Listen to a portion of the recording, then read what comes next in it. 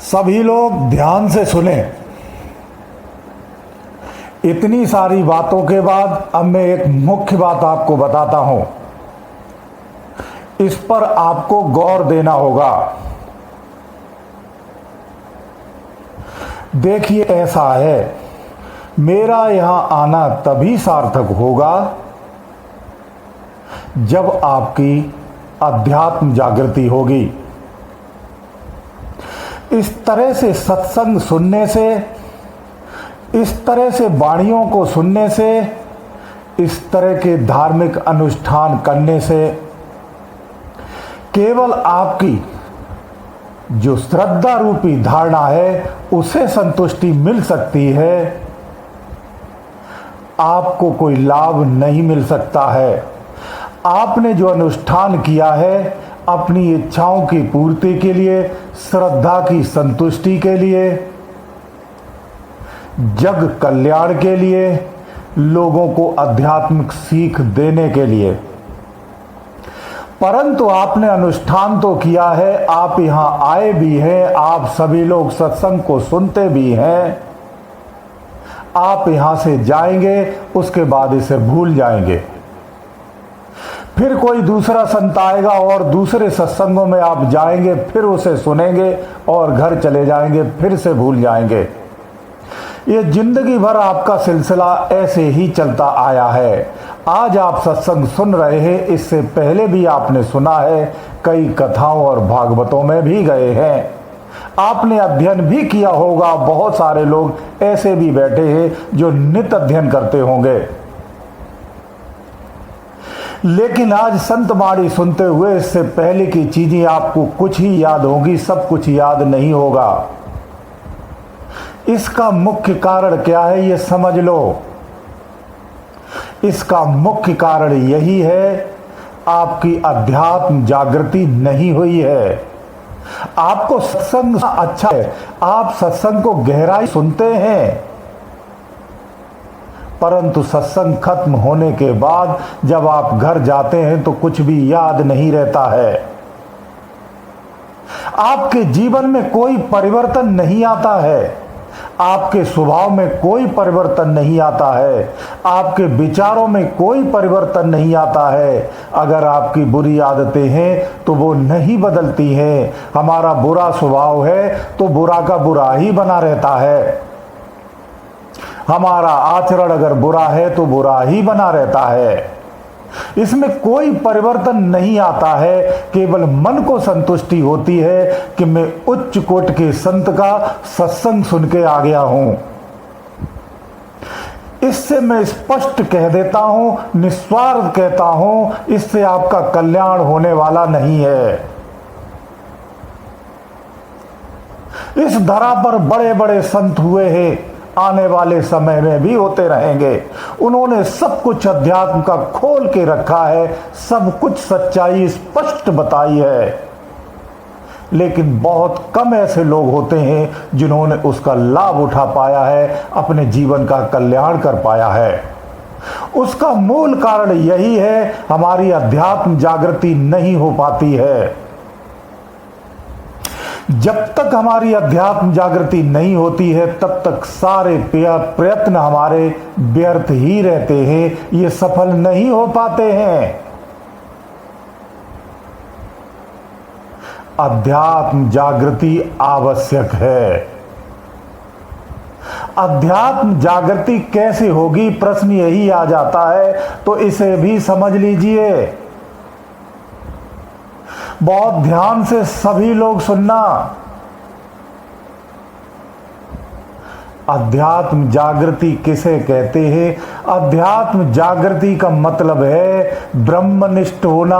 ब्रह्म है, ब्रह्म के अलावा समस्त जग मिथ्या है, ये निश्चय कर लेना, ये धारणा दृढ़ हो जाना। संसार के तमाम लोभ लुप्तों से भिन्न होना लगना, उनसे तमाम लोभ लालचों से भिन्न हो जाना, काम वासनाओं से दूर होना, विषय आनंदों से दूर होना, अपने आप को दृढ़ मजबूत करना, मन में ये ठान लेना, ये गहरा विश्वास कर लेना कि इस पूरे ब्रह्मांड में केवल परमात्मा ही सत्य है और सब मिथ्या है। वेद की सिर्फ इसी शब्द की धारणा को अगर आपने अपने जीवन में उतार दिया तो आपकी अध्यात्म जागृति हो जाएगी। अध्यात्म जागृति के लिए हमें अपने कर्मों को सुधारना होता है, हमें अपने धर्मों को सुधारना होता है, हमें अपने विचारों को सुधारना होता है, हमें अच्छी संगत करनी होती है, हमें अच्छे अध्ययन करने होते हैं, हमें अच्छे लोगों की वाणियों को सुनना होता है। जब हमारे कर्म सुधरेंगे तभी कुछ बदलाव हो सकता है, तभी संभव भी है। उसके लिए हमारे विचार भी शुद्ध होने चाहिए, हमें अपने विचार बदलने पड़ेंगे। विचारों को बदलने के लिए हमें अपना भोजन और संगत सुधारनी पड़ेगी। इसके लिए हमें अपने स्थानों को भी बदलना पड़े तो बदला जा सकता है। भोजन हमारा शुद्ध होना चाहिए। अगर आप मांसाहार करते हैं, ऐसा भोजन करते हैं जिससे हमारे विचार और बुद्धि मलिन होती है, ऐसा भोजन हमें नहीं करना चाहिए। हमें ऐसे भोजन भी करना चाहिए जो शरीर में कामुकता को उत्पन्न करते हैं। सबसे पहले हमारा भोजन शुद्ध होना चाहिए, हमारी संगत शुद्ध होना चाहिए। अनुकूल मित्र या संगत नहीं मिलती है तो अकेले रहना चाहिए, कुसंगत नहीं करनी चाहिए। स्थान वातावरण भी ऐसा होना चाहिए जो आपके मन को ऊर्जान्वित करता हो, अध्यात्म के प्रति प्रेरित करता हो। ऐसी तमाम चीजें हैं जिन मार्गों से आप चल करके अपनी अध्यात्म की जागृति कर सकते हैं। अध्यात्म जागृति होने के बाद आपको सत्संग पूर्ण रूप से समझ में भी आने लगता है। आपके फिर विचारों में, भावों में, सब में परिवर्तन आने लगता है। ऐसी अवस्था में जब आप भजन करेंगे तभी आपकी आत्म जागृति हो सकती है। इसीलिए बिना अध्यात्म जागृति के आत्म जागृति संभव ही नहीं है, नहीं हो पाती है। तमाम ऐसे साधक हैं जो बरसों बरसां तक से भजन करते आ रहे हैं, लेकिन आज तक उनके जीवन में कोई परिवर्तन नहीं हुआ है। उसका कारण सिर्फ यही है, उनकी धारणा मजबूत नहीं है। उन्होंने शरीर में ऐसी कोई चीज प्रवेश नहीं होने दी है जिससे उसका आंतरिक परिवर्तन हो सके। वो आज भी संसारी है, संसार में ही धारणा रखे है। उनका मोह अपने रिश्तों में है, अपनी संतानों में है, अपनी संपत्ति में है, संसार के तमाम सुखों में है। जो संसार के सुखों में मोह रखता है, अपनों के रिश्तों में मोह रखता है, अपने रिश्तों में सुख खोजता है, वो अध्यात्म की साधनाओं में सुख पाकर भी उस सुख से वंचित रह जाता है। ऐसे साधकों की लंबी साधनाएं करने के बाद भी अपनी मंजिल से भटके हुए होते हैं, प्राप्त नहीं कर पाते हैं। इसलिए ध्यान से सुनो, अध्यात्म जागृति आवश्यक है।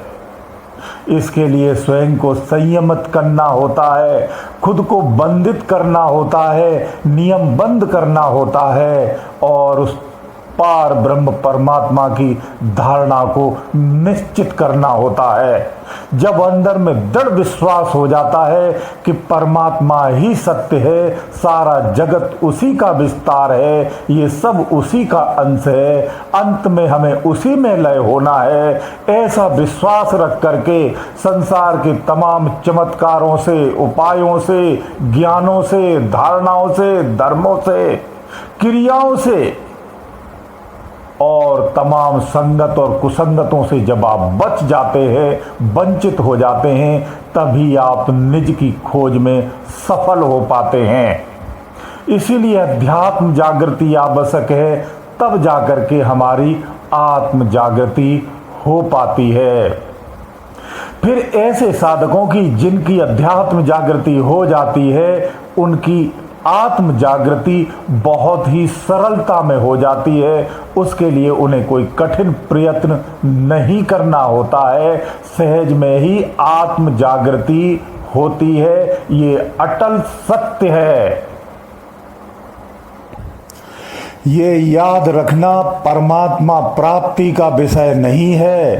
परमात्मा कोई स्थान नहीं है, कोई रूप नहीं है, इसलिए वो प्राप्ति का भी विषय नहीं है।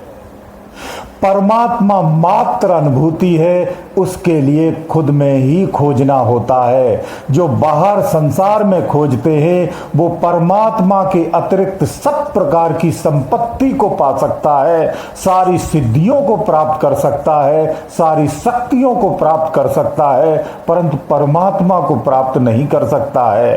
परमात्मा को प्राप्त करने के लिए अंदर में ही, तुम्हारे शरीर में ही बैठा है, उसे सिर्फ पहचानना मात्र है। इसी को हम आत्म जागृति कहते हैं, आत्म कल्याण कहते हैं, मुक्ति कहते हैं, जन्म मरण से पार होना कहते हैं, भव बंधन से पार होना कहते हैं।